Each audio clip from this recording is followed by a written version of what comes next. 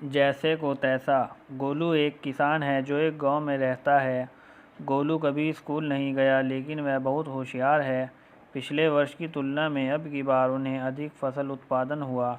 फसल को बाजार में बेचकर उसने खूब पैसा कमाया। एक रात एक चोर उसके गांव में धन चोरी करने आया। वह गोलू के घर गया। गोलू समझदार था, वह जानता था कि चोर उसके कमाए हुए धन को हड़पने का प्रयास कर सकता है। इस प्रकार वह रात के समय सतर्क रहता था। उसने देखा कि उसके घर की ओर चोर आ रहा है। जब चोर उसके घर के पास आया तो वह एक दीवार के पीछे छिप गया। गोलू जानता था कि चोर बाहर छिपा है, इसलिए वह ऊंची आवाज़ में कहने लगा कि वो भगवान का शुक्र है कि इस साल मैंने बहुत पैसा कमाया, पर कोई नहीं जानता कि मैंने उसे कुएं के पास आम के पेड़ के नीचे छिपा रखा है। जब चोर ने यह सुना तो उसने सोचा कि गोलू ने उसका काम आसान कर दिया है और अब वह सारे पैसे पेड़ के नीचे से निकालकर गोलू के घर से निकल जाएगा।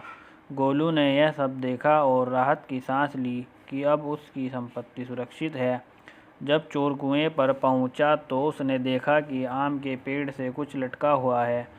उस समय इतना अंधेरा था कि वह नहीं देख सकता था कि वहाँ क्या लटका हुआ है।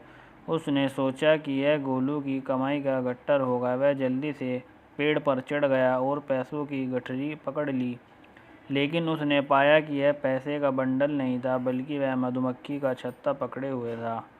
उसे एहसास हुआ कि उसे गोलू ने बेवकूफ़ बनाया है और अब उसने मधुमक्खियों को बहुत क्रोधित किया है।